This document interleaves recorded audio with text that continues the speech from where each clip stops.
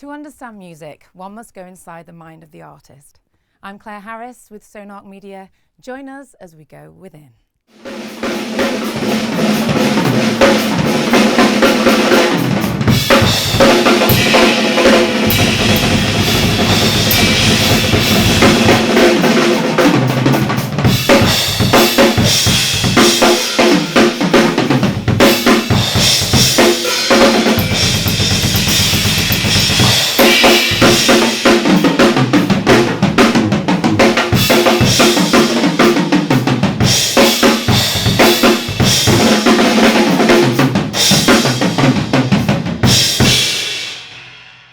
So how did music enter your life? Did it start at a young age? It did.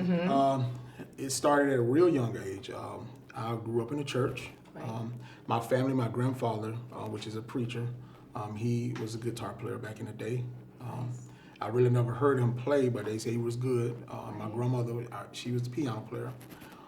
So I started there. I have some aunts and uncles that can play different instruments, guitars. My mom, she played sax while she was in school. I never heard her play. Really?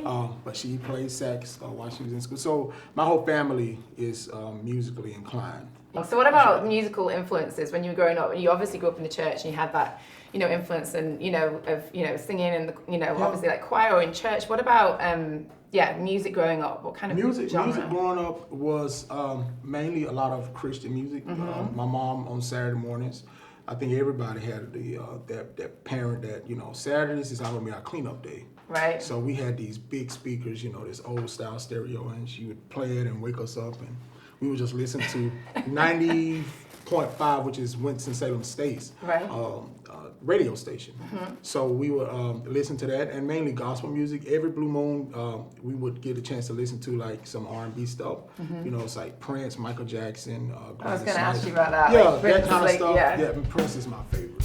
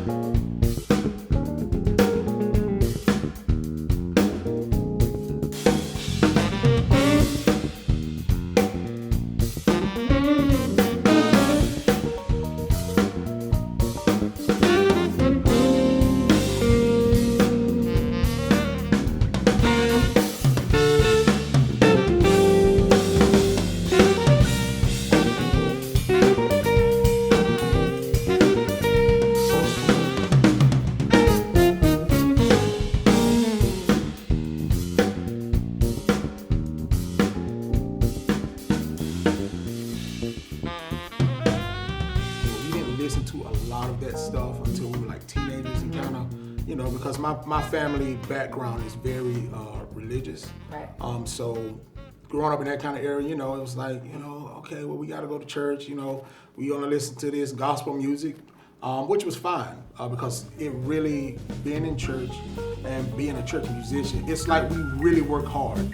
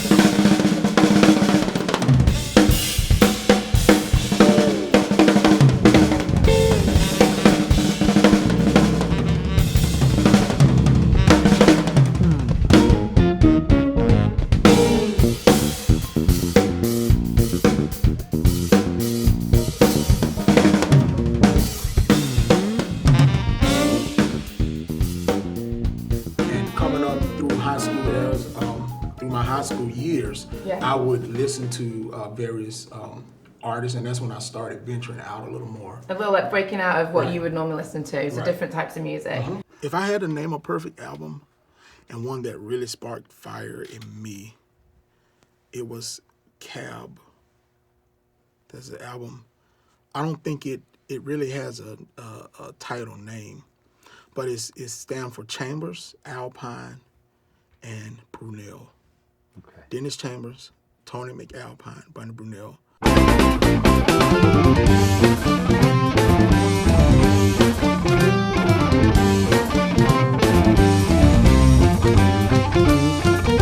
And I listened to like the first 4 bars of the album, Night Splash, and I was like, take my money.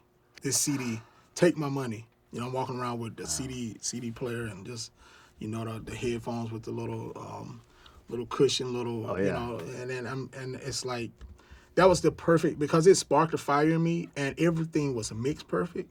There's no lyrics on it, but it really taught me fusion. So tell me about your mentor, Dennis Chambers.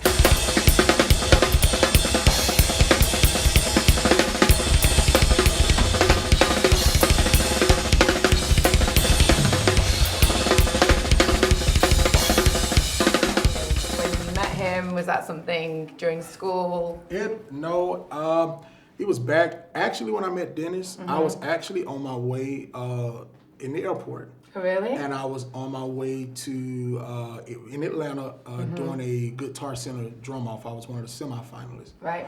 And it was on a Tuesday, and then I was set to be in Texas for the Rolling V-Drum competition. Okay. The next day, and I was walking, me and my wife was walking, and I was just minding my own business. And this guy walked past me, and I said, before I knew it, I just called his name. And he looked back, and he said, yeah. Now, story has it, my wife, she seems to think that, I was she said, your voice got real high, like you was just overly excited. I'm like, that's not true. I was excited. Hey! Right, so, and when I called his name, he responded, and it was like, I just like, oh my gosh, I can't believe I've watched your videos for years. Isn't that amazing? I was telling the guys, how we met. You remember, meeting in the airport, kind of briefly. And my wife, she's still teasing me about it. Yeah, I think I was more interested in getting a hot dog or something. And I think I was coming back from getting the hot dog, and I ran across. I crossed you and your wife's path, actually. Right. You were just exiting off the plane, and I was like walking right by. So, I watched this guy for years. I listened to him, and to actually see him. Well, it's like, it's like that chance, that opportunity. You're in an airport. Right. And then you just like, your paths cross. Right. And there he is, Right. So, we spoke briefly because he was on his way and I was on my way. I had to actually walk my wife to the gate to go to Texas because she went ahead of me. And when I got to my hotel, I just sat there to myself, I'm like, I can't believe that I ran into Dennis, but then I'm sitting there like, well, what do I do now? Because, he's gone and I don't know if I ever get to see him again. Yeah. So, my wife, she said, well, when she touched down in Texas, we talked, and she said, well, maybe you should try to see if you can get in contact with him through like Pearl or Zildjian, which is the companies that... the symbols, right? I know that, only because of my brother, I'm trying to make out I know what I'm talking about. So I did that. I sent the video to Zildjian, who responded and said, hey, we'll pass this on to Dennis, and, good luck. So... it was about 5:40 in the morning one morning. I got a call from a Maryland number. I didn't know who it was. I'm like, this better not be no telemarketer. That's so annoying. Right. At that early in the morning. So I didn't answer. So they called back. So I picked up the phone and he said, hey man, can I speak to DeCarlos? I said, yeah, this is he. Hey man, this is Dennis Chambers. And I jumped out of the bed. Did you fall out of the bed? I jumped out of the bed like it was an emergency. My wife was like, what's going on? And I ran into the bathroom and through the bathroom there was the walk-in closet. Right. So I closed the door because I didn't want to, and we talked for like 15 minutes. And, he just told me, I got your video, you sound great. And from that moment on, he said, I'm gonna, save my number, we'll talk. And I mean, it just went from there.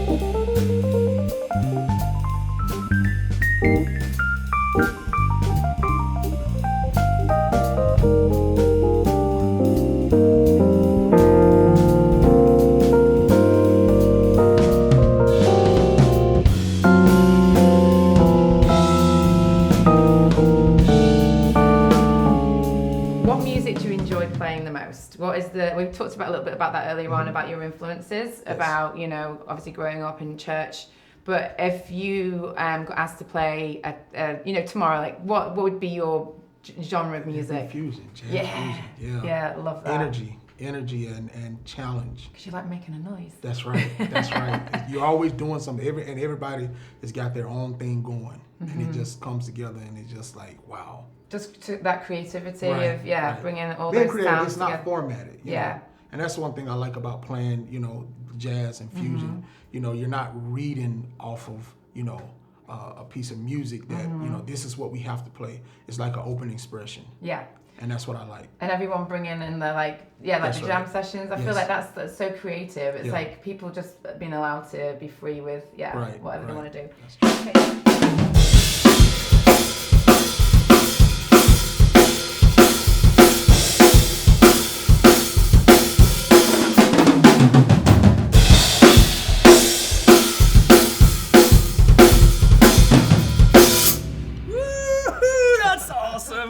Hey, DeCarlos, I'm Steven. Nice Welcome to meet you, to man. Sonark Media. This is Thank you, awesome, man. You got such great chops. I appreciate Like it. with so much energy and feel. Thank you. So thanks for being here. I just wanted to talk a little bit about your setup and Okay. what you got going. So fire away. Tell us what you have here.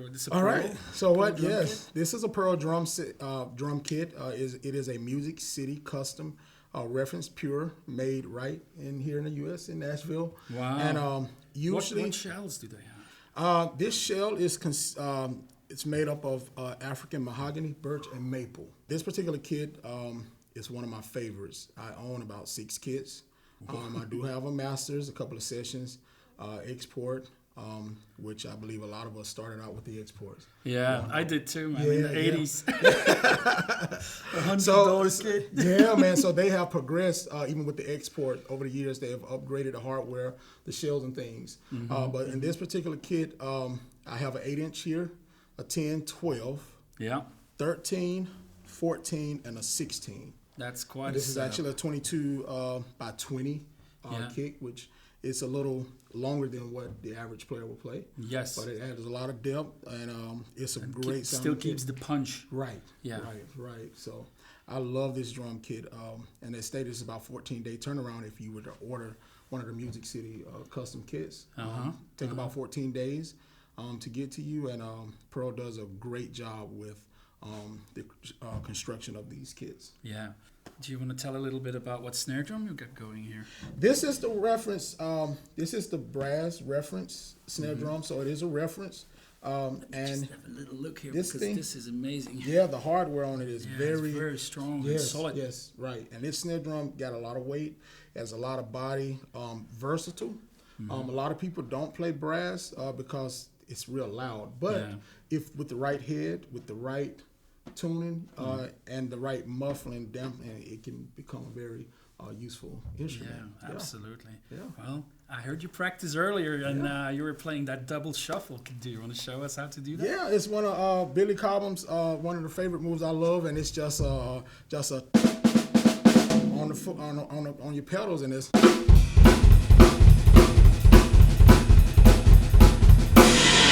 Yeah, and that's one of my favorite little grooves that I like to practice with, warming up and start slow, get fast, and Awesome. Yeah, man. So we have 6 toms, and then we have quite a lot of cymbals here. The selection that I brought today was a combination of the music that I played, which adds a finished sound, a little bit of bright, some of dark, and this is one of the dark, crashes here. This is handmade. Right. And this is, of course, is a effect symbols. You have a vintage soul here, which kind of is between a bright and kind of a mid dark. Of course, the ride here, raw dark, which matches this crash, and the hi-hats, which are 15, and they add a crisp, not bright, too bright, but a crisp, and they cut. Yeah. And this ride is a 24-inch ride, and I love it because the bell on it is just awesome, and you don't have to. And you don't have to have such a far reach. You can bring it up, and this is one of my favorites. It's the Euphonic 20-inch crash. I actually had this one made. They stopped at, I believe, an 18, so I asked my rep could they extend me a 20, and they did that. And this is what a water crash. So it gives such a. That's very interesting. It looks really wonky. Right. And why is that? It's thin. It's very thin, almost like paper thin. You don't find a lot of crashes like this that are this thin, but it adds a quick response. Almost like a splash? Right. Can you tell us a little bit about how you go about tuning your kit, especially when you have like 6 toms? I guess it must be. Yeah. Some people use a piano. They do have devices such as drum tuners. I just kind of go by how I hear my toms sounding, because sometimes I will tune them a little lower depending on the music. Sometimes I would tune them a little higher depending on the music. So you say 20 inches deep? Yes. Yeah, we were hearing that in the control room. We definitely have both depth, that fatness, and still a lot of punch. Yes. Do you tend to tune it high when you play? I kind of like to leave it kind of at in between the middle. Again, the way I tune is really what type of music I'm playing and what's going on at that moment. Congratulations with your skill, man. I think it's awesome. I'm honored for you to be here. I'm honored to be here and humbled by this. This is great experience. All right, thank you very much. Why don't you play something for us? And all right, cool. We call it. So I know you was head bobbing when I was doing the Rosanna. Oh yeah, that's true. You were doing it. So let's go ahead and play that. It's simple and it's just.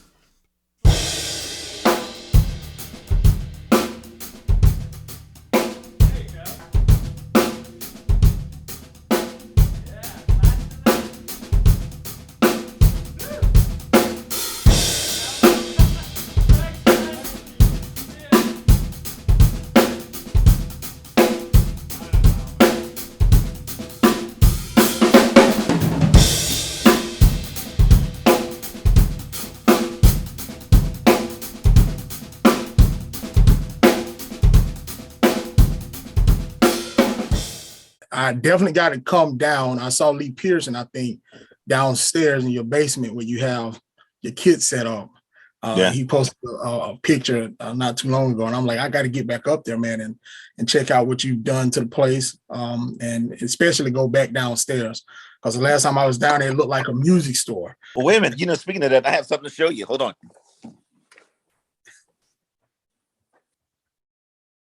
Oh, wow, man, that's nice, man. That is beautiful.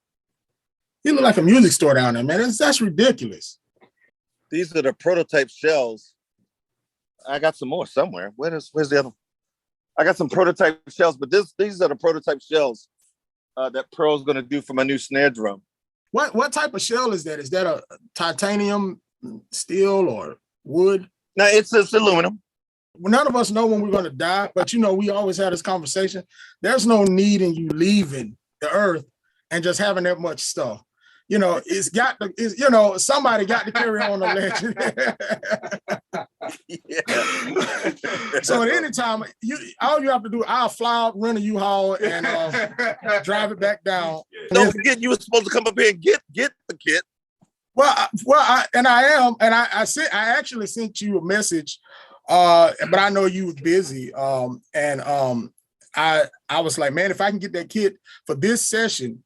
But I really want you to try to come up here, man, and check out this establishment. The people here are very nice, man. I mean, they treat you like you should be treated. And I know you get that pretty much most places you go, but you would love coming here. A lot of experiences that I've gotten have been through you.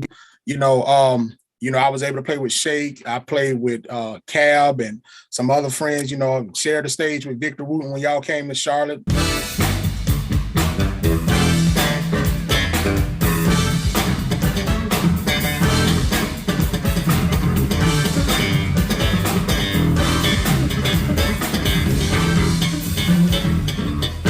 And you let me play, and I'm like, I play with Victor Wooten, man. That's like unreal. So it was a great moment for me, man. And the song that I'm gonna sing you this track, and it's gonna put a smile on your face. That's all I'm gonna say. That's all I'm gonna say, man.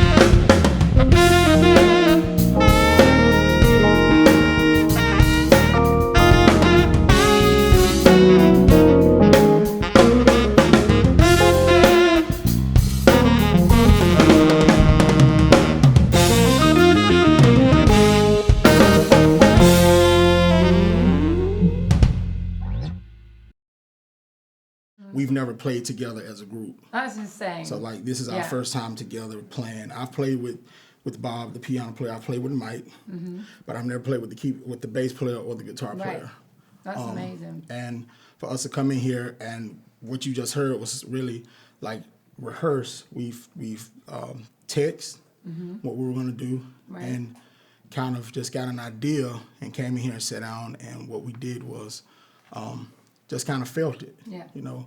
And that's what music is, and that's what makes the fusion aspect, even the jazz, a great genre, because it allows you to express.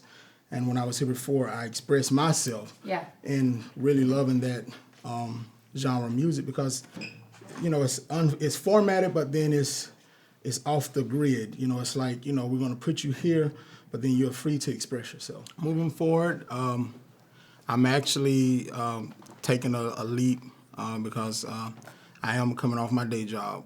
I've been very adamant and just thinking, not only since the last time I was here, but just over the last few months, like things are picking up, and I've been getting a lot of work, and it's just becoming overwhelming mentally, physically, and it's time to move on to something, you know. And you know, I've been blessed to being able to sustain myself musically, so now it's time to, you know, to think about working with musicians like these guys, other musicians, and to, if other people can do it. And I've heard a lot of great projects, and I've heard a lot of projects. And if the talent is out there, and I don't take anything away from myself, but I think at some point, if you don't at least try, then you never know what could happen. Absolutely. And if I try and it doesn't happen, then at least I tried. You tried. But if I never try, then I never know. Thank you, everybody. It was amazing. Thank you.